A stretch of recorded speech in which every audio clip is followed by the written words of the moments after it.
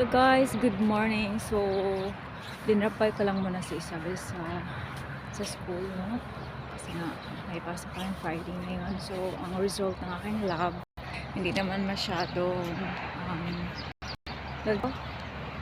um, serious. So, mataas lang ang cholesterol ko.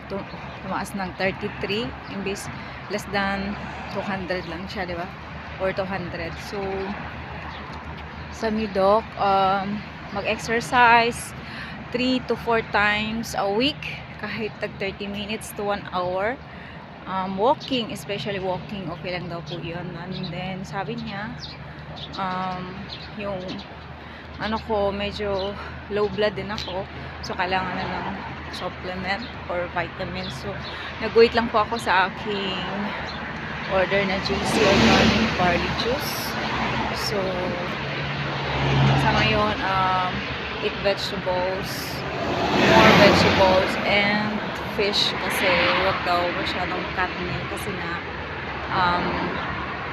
yun nakaka-trigger yung mga fried food. So, ingatan natin ang ating mga sarili guys kasi nga alam mo, madaming nagkakasakit ngayon.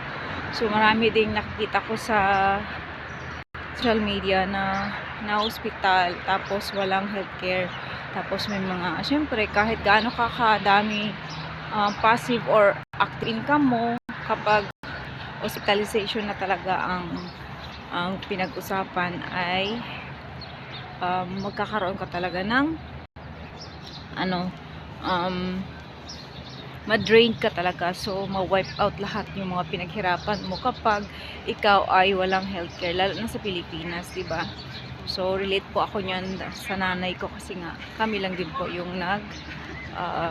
financial support. So, okay lang naman yun kasi wala naman talaga yung mga kapatid ko. So, sa kanila lang yung emotional support. So, yun nga, mas maganda magkaroon tayo ng healthcare.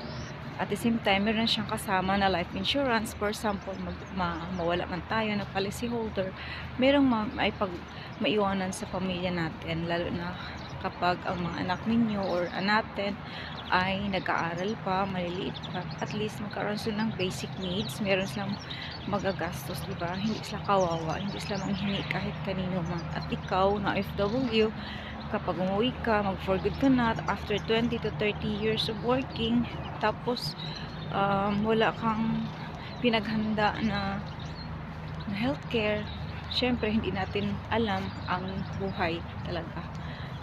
So, magkaroon tayo ng healthcare at the same time life insurance, tapos may investment part pa yung Kaiser savings plan guys, kasi yun po ang kagandahan kasi kumbaga coffee 3-in-1 na siya. So, hindi na tayo mahirapan pagdating ng pagtanda, meron tayong mga asahan. So, attend lang po kayo ng financial literacy mamaya at 7 PM sa Pilipinas time. And then, makita niyo yung Zoom link doon.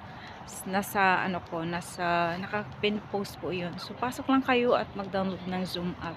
Kasi gaano ka man ka-healthy ngayon, meron kang supplement ngayon, pero maganda pa rin na meron ka ding pinaghandaan sa future mo. Kasi pagdating na natin ng 60 or mga bata pa nga nagkakasakit, diba, na hospital. So, dapat waghandaan natin kasi wala ang ibang tutulong sa'yo kundi ikaw lang. So, kung may tumulong sa atin, mas maganda, di ba?